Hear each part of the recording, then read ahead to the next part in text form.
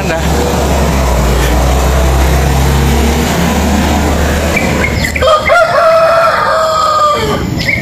Kunjungan tim dari Kementerian Lingkungan Hidup dan Kehutanan Republik Indonesia ke lokasi kebun benih semai, KBS, Sengon Wamena Blok Hutan Edukasi Adisihang Alwe Simantok, Kecamatan Peudada Kabupaten Biren, Aceh, pada hari Kamis tanggal 30 November 2023, untuk melihat langsung perkembangan kebun benih Sengon Wamena satu-satunya di Provinsi Aceh.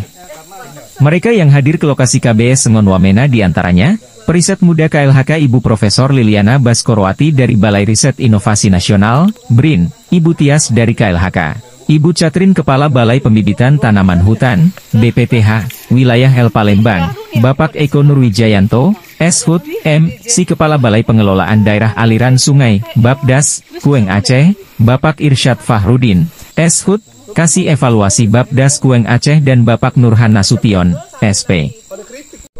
Dalam kesempatan ini, mereka sempat berdiskusi dengan penyuluh kehutanan Sufriyadi, SP dan Ketua Alwe Simantok Ashari Ajalil alias Sirembo.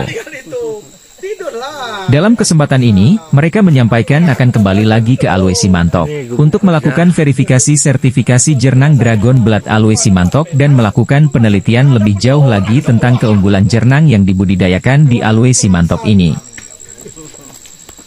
Untuk KBS Sengon Wamena, mereka juga akan terus memantau perkembangan yang nantinya di Aceh, akan memiliki satu kebun benih semai sebagai sumber benih bersertifikat dengan kualitas yang terjamin, karena asal-usul tanamannya sangat jelas.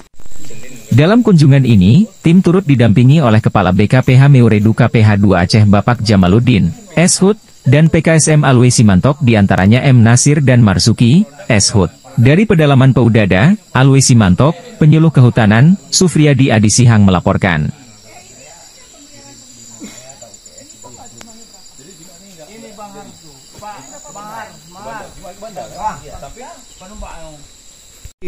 Video.